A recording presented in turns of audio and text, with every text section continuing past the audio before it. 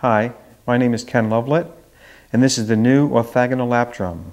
The reason why it's called orthogonal is because the boat-shaped head on the top and the side head, the 5-inch side head, are perpendicular to one another.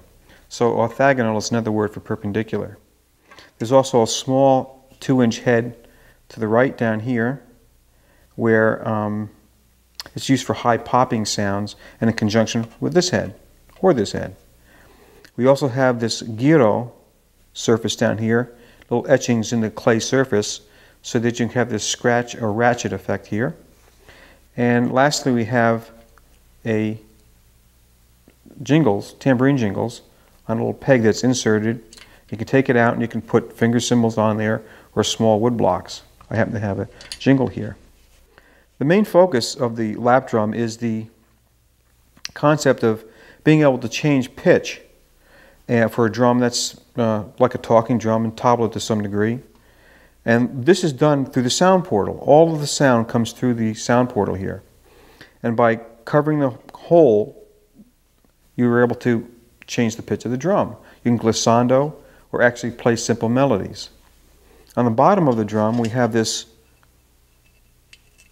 hole in the bottom where a lavalier microphone is inserted into the drum, and it's clipped on to the sound portal, and it faces in this direction.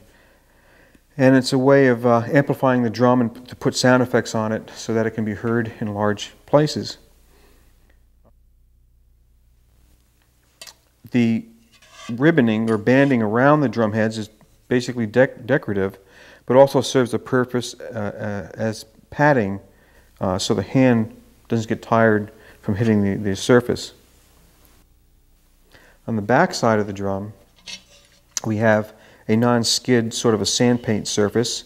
It's very rough, and that's so when you put it on top of your lap like this, and I like to hold it sort of like this, where the front part of the drum is sort of in line with your belly button, and so the drum won't slide out of your lap. Next, I'm going to do a demonstration. I've taken off the thumb rings and the jingle from the drum just so that we're playing on drum surfaces alone. The first thing I'm going to play is a pattern on the round head using a cupped hand over the sound portal to create this change in pitch.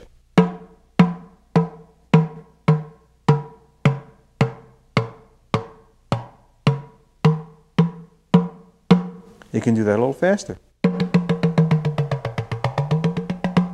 And that gives you a glissando or a change in pitch. You can also use definite pitch, like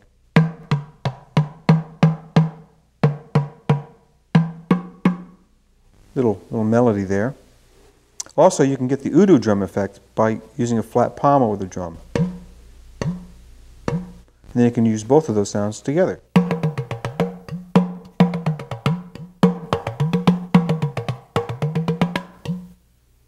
Okay. The next, we have the bow-shaped head, which I like to use a slapping effect on. And you can also use it around this other head, going to the other head.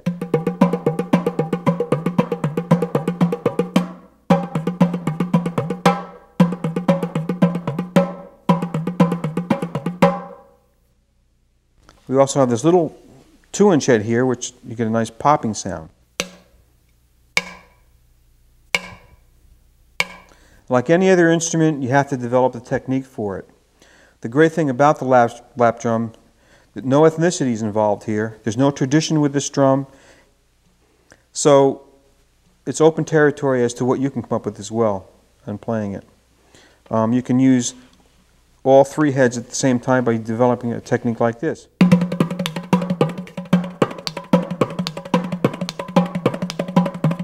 Whenever the hand is over and near the sound portal, that sound will be affected. You don't have to actually touch it.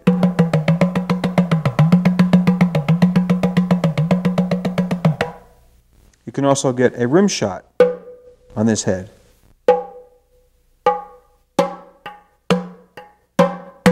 Slap it in the middle, high, little finger roll will bring you to this.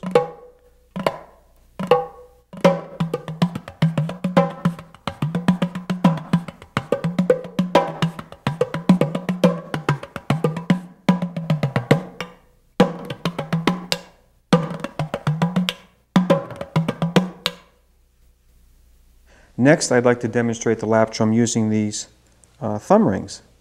They're made of aluminum, very lightweight, and they are adjustable. They pinch in or pull open. In this case, I'm going to pinch them in a little bit. You can even cut them down shorter if you need to. And you insert them over the first knuckle of your thumb, where the open end of the ring is facing the top. So it's facing up, away from the drum. This way you don't tear the head. So I like to use the rings on the body of the drum. If you hit very lightly, you can also use them on the gyro.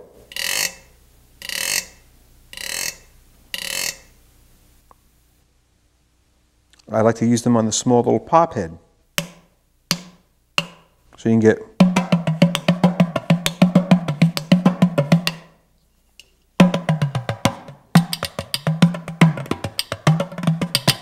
the important thing to know about that you should know about the thumb rings is that you can hit them simultaneously with the hand or the stroke.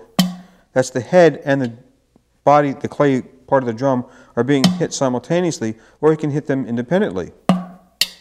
So you can go and develop rhythms like that.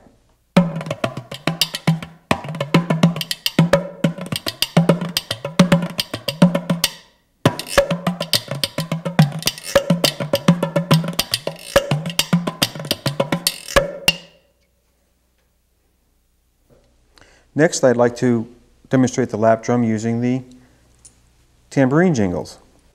And you peel back the piece of tape, because remember you want to keep all of the small holes that are in the drum completely covered, so all of the sound comes out of the sound portal. And you insert the little peg into the hole. This could be a finger cymbal. It could also be a little wood block or temple block. Okay? The drum then, when you hit the drum, the tambourine jingle can vibrate sympathetically. That's just from using the palm on the drum. When you hit the head, you get a slight sound of the tambourine jingle as well. You can also hit it with the ring. So a demonstration would be